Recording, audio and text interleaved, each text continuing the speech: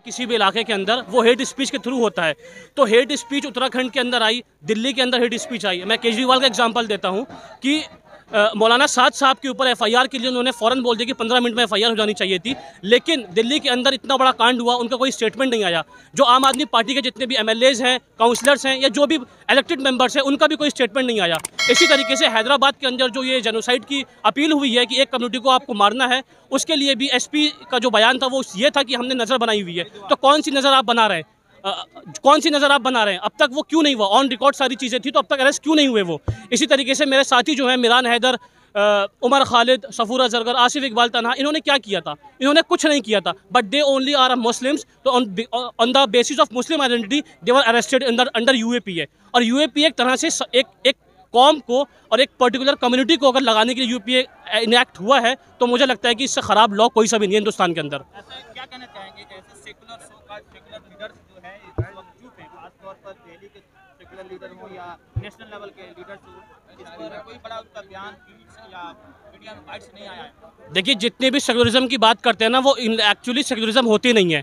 आप अखिलेश यादव की बात कर लीजिए, मायावती की बात कर लीजिए, जितने भी सेकुलर लीडर हैं वो सेकुलर नहीं है। वो सब अपना पॉलिटिकल एजेंडा अपनाते हैं और इस तरह से मुस्लिम वोटर्स को अपनी तरफ करते हैं बीजेपी का डर दिखा के।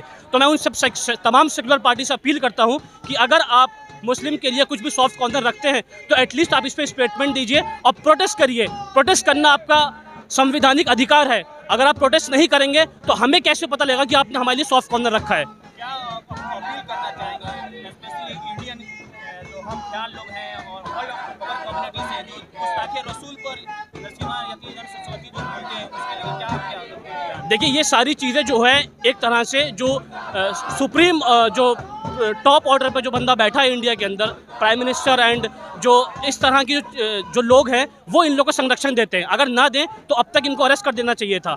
जिस तरह से प्राइम मिनिस्टर इस चीज़ के ऊपर खामोश है कि एक इतना बड़ा तबका जो जिसे मेजर माइनॉरिटी कहा जाता है मुस्लिम, उसको आप खुलेआम मारने की बात कर रहे हैं, वेपन्स लहरा रहे हैं, उनके ऊपर अब तक कोई एक्शन नहीं हुआ। तो एक तरह से कि आपके ऊपर संरक्षण है प्रधानमंत्री का। तो अब इस बात को समझ है कि उत्तर प्रदेश उत्तराखंड में बीजेपी की सरकार है, इस वक्त चुनाव का माहौल है, क्या ये बीजेपी की सरकार इस बात से सहमत है?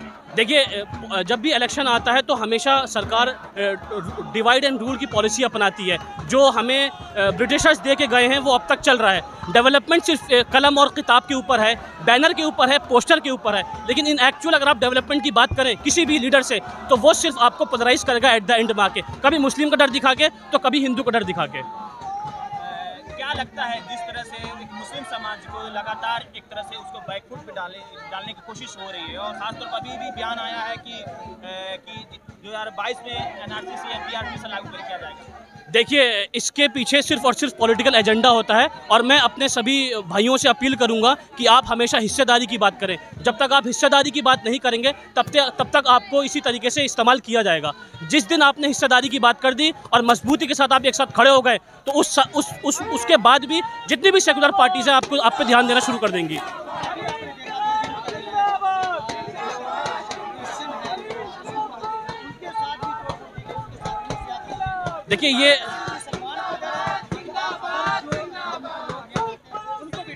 देखिए माइनॉरिटी को हमेशा डिमीन किया गया है और मेजॉरिटी के थ्रू अगर माइनॉरिटी को डिमीन किया जाता है तो एक तरह से ये मैसेज दिया जाता है कि बच के रहना, वरना तुम्हारा अच्छा नहीं होगा, वरना तुम्हारा हाल अच्छा नहीं होगा।